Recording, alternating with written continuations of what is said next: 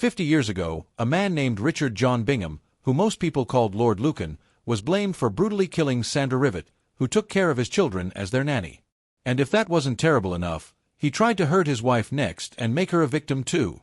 Thankfully for her, she made it out alive. However, the crazy twist in the story was that Lord Lucan never got punished for what he did because he disappeared right after. This is why people talked about this case for so many years and why so many stories about Lord Lucan being spotted in different places and his secret lives became really popular. But now, new clues about what really happened to him have come out and the mystery might finally be figured out. Although, you should know this first, the truth isn't pretty. The night of November 7th, 1974 changed everything in the Lucan family's house. Because inside 46, Lower Belgrave Street, the house where Lord and Lady Lucan lived in Belgravia, someone was about to do something really terrible. Sandra Rivet, a nice and hard-working young woman who was 29 years old, worked as a nurse and nanny for the Lucan children. That night, she was walking down the narrow stairs to the basement kitchen to make a simple cup of tea when something awful happened. An attacker who had been hiding in the basement with a heavy lead pipe suddenly hit Sandra. And this person kept hitting her with the pipe until she stopped moving and couldn't respond anymore.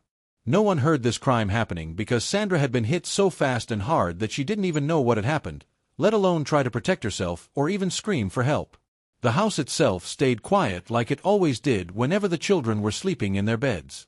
Upstairs, Sandra's boss, Lady Veronica, the woman who owned the house, had no clue about the horrible thing that had just happened down in the basement. However, while she was waiting for her trusted worker, the attacker got to her first, standing right in front of the attacker. She was hit on the head with scary force, leaving her dizzy and bleeding. Within seconds, her hair was covered with blood. But even though she was shocked and couldn't believe what was happening, Lady Veronica's need to survive kicked in, and she started to look for a way to get away.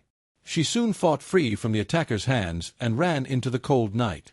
Her screams went down the quiet, rich neighborhood of Belgravia, and every person living in those beautiful old-fashioned houses knew something horrible had happened. Within hours, detectives showed up and started piecing together what had happened. The proof included the pipe that had been used in the attacks. The pipe had been carefully wrapped in plaster, showing that the weapon wasn't just picked randomly.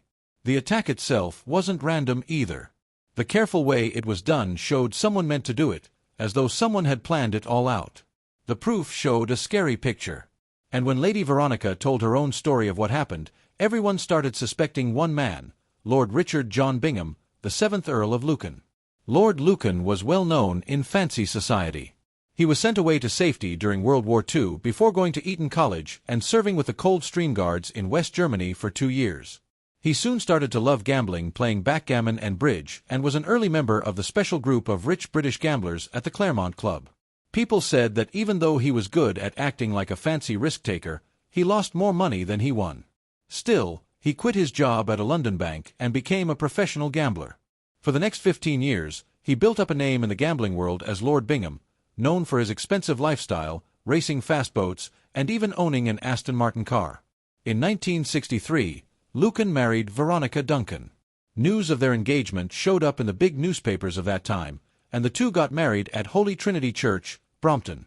The ceremony had some important members of fancy society there, including Princess Alice, Countess of Athlone. The newly married couple went to Europe for their honeymoon. Lucan, whose money situation wasn't great, got much-needed help from his family. His father gave him money as a marriage gift designed to pay for a bigger family home and any future kids in the Lucan family. Lucan paid back some of the people he owed money to and bought 46, Lower Belgrave Street in Belgravia, fixing it up to match Veronica's style. 2 months after the wedding, Lucan's father died from a stroke, which was both sad and good news for Lucan because along with a large $250,000 inheritance, Lucan got his father's titles, Earl of Lucan, Baron Lucan of Castlebar, Baron Bingham of Malcolm Bingham, and Baronet Bingham of Castlebar, making his wife the Countess of Lucan. The couple moved into 46, Lower Belgrave Street in 67, but this marriage didn't last long even though they had 3 kids together. After the marriage fell apart in late 1972, he moved out to a nearby house in January of the next year when they officially separated. The separation wasn't friendly at all as a nasty custody fight started which Lucan ended up losing. However, Lucan couldn't stand losing and became obsessed with getting custody of the children back. He first started to spy on his wife and then began to record their phone calls. He later hired private detectives to keep doing the same spying. He also brought in doctors who said that his wife was suffering from sadness and worry, therefore not fit to raise the kids. Veronica had fired the children's regular nanny, something Lucan wasn't happy about. Having gone through several nannies, Veronica finally chose 26-year-old Stefania Sicca, who Veronica told that Lucan had hit her with a cane and had once pushed her down the stairs. Veronica clearly feared for her safety and told Sicca not to be surprised if he kills me one day. So Sicca left the family after a while. The reason was unknown, but Lucan went ahead to tell his friends that nobody would work for Veronica, but Sandra Rivet chose to work for Veronica. This obsession, mixed with growing legal bills and gambling losses, started to mess up Lucan's life, and his personal money situation got much worse. This bad turn that his life had taken didn't feel right to Lucan, who saw himself as a fancy aristocrat. He was addicted to high-stakes gambling, spending countless nights at the exclusive Claremont Club alongside other rich and powerful men.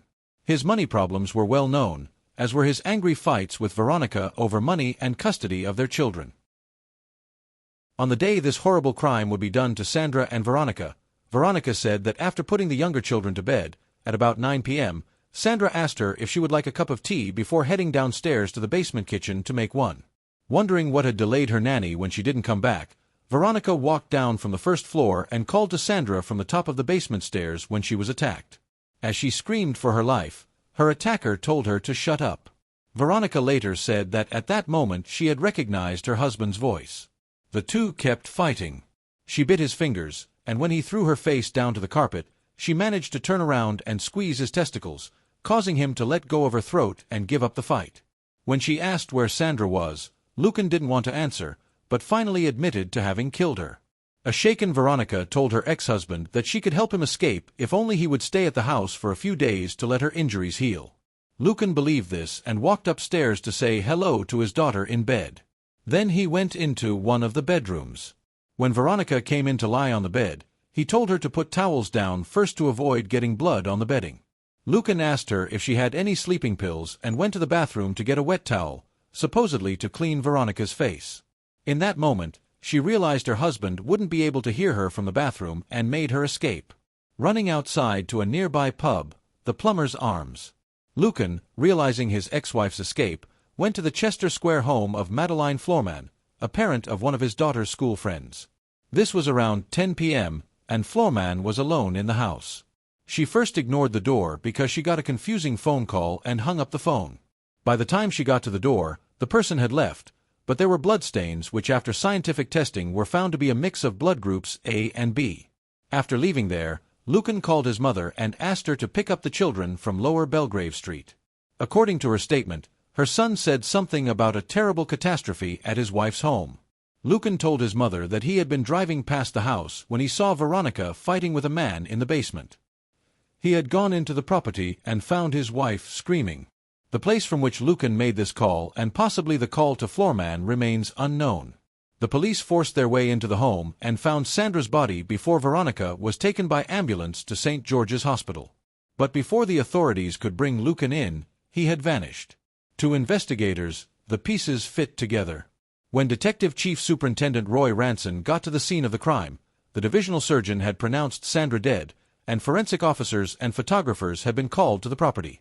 The first two officers at the scene had discovered the front door had been kicked in with no other signs of someone breaking in. A blood-stained towel was found in Veronica's first-floor bedroom. The area around the top of the basement staircase was heavily blood-stained. A blood-stained lead pipe lay on the floor. Pictures hanging from the staircase walls were scattered and a metal banister rail was damaged. At the bottom of the stairs, 2 cups and saucers lay in a pool of blood. The light fixture at the bottom of the stairs was missing its bulb. One was noticed nearby on a chair, and blood was also found on different leaves in the garden at the back.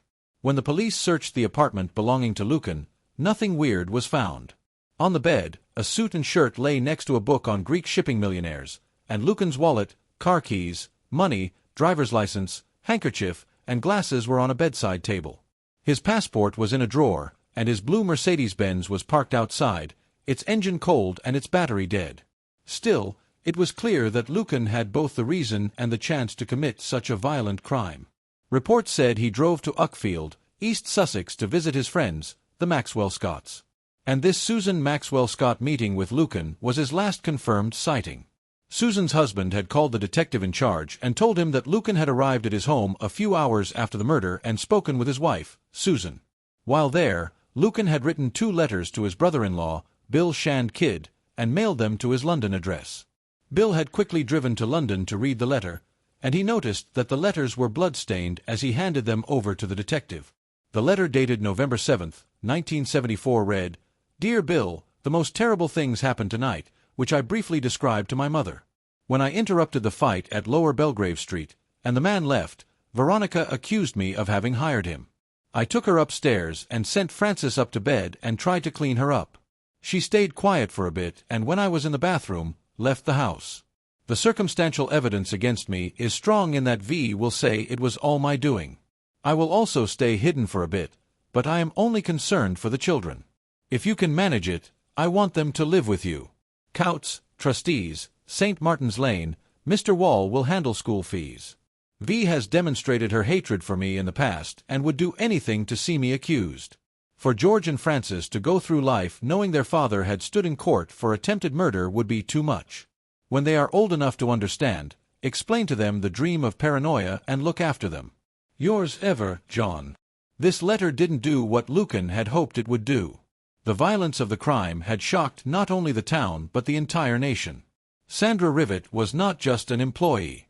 She was a daughter, a friend, and a woman who cared deeply for the children in her care, and she had been brutally murdered. For years, nothing was heard about Lucan. People argued that it was his powerful friends who helped him escape to another country. More theories came up with people saying they saw him in another country living a secret life. As the decades passed by, Lucan's escape became one of the most famous disappearances in UK history.